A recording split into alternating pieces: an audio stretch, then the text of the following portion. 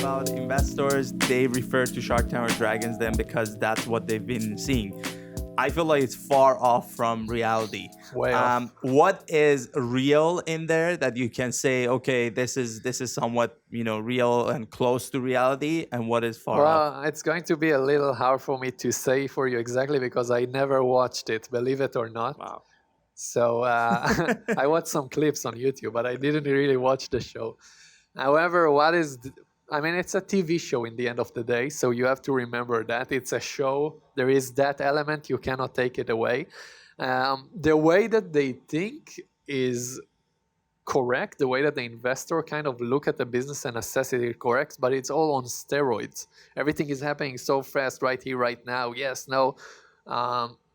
It's really difficult to compare it to real life because there isn't all the before stuff, the warm leads, the connection. It puts you in a different place when you have someone that's so high up and they think highly of, that made an introduction to you, then you going on stage, doing a pitch, that's it. Yes, no, take it or leave it. It's all on steroids. It doesn't represent the real world. You are not getting in a room with an investor and immediately negotiating. It never happens. So here's my comment. They make it look like that's when the deal happens, but what in reality, Shark Tank is when the coffee meeting happens.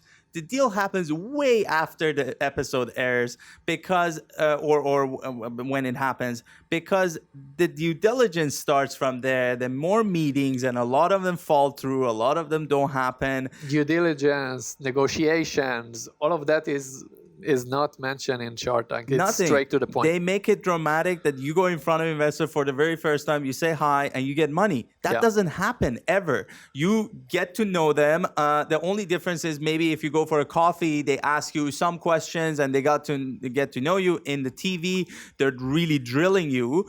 But never the case. They just move on to due diligence. And there were so many cases that the person that said, I'm out, and the other person that shook hands, it got reversed. And the other person got the investment, and the person who shook hands said, no, it's not for me. I would argue that you can learn some of the questions that investors are asking from their market opportunities, those competitors. I assume that on Shark Tank, they do ask the right questions sometimes, but it doesn't necessarily represent even an investor meeting. When you're meeting with an investor, usually it's more than 5-minute pitch and bye.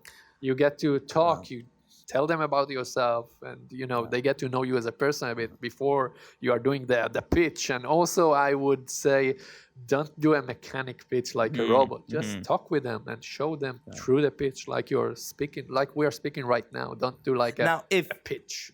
Now, if you do have a product that TV could help, the real value with Shark Tank Dragons are the marketing aspect of things, and the reason a lot of these people really want the investment, because even if they walk out of the deal, don't take anybody's deal, they can find investors outside. The real deal is the TV show itself gets a percentage just because you entered, very similar to accelerator programs or a lot of these programs. I don't know if it's similar, but you get the PR, the exposure. Massive, because blogs start writing about you, lots of titles. This is the business that got deal from 4 sharks or 5 sharks or whatever. So you get massive exposure. Your website backlinks. Imagine how many high quality backlinks you get. So it puts you right on the map. And there are a lot of businesses that take advantage of that.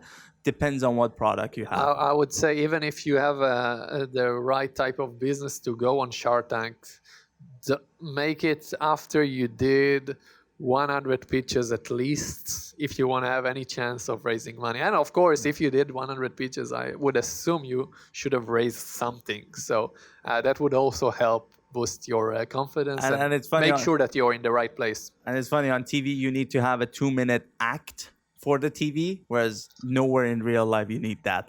Over there, people come with costume, they have an act because they want to pitch it to the real. Don't forget that Shark Tank, because it's a TV series, they will also take some of the founders that are oblivious and living in a dream world, and that's not a good look for you to have on TV, I would guess. Just think about it. In Christmas season, they only bring Christmas ideas because they want to be on theme. So you can tell that there are a lot of good ideas, but because it's not TV worthy, they're putting it out. Yeah, and of course they are making fun of a lot of those founders. So make sure you had a practice. I wouldn't necessarily recommend to anyone to go there, but maybe if you have a product in the market, leverage the PR value.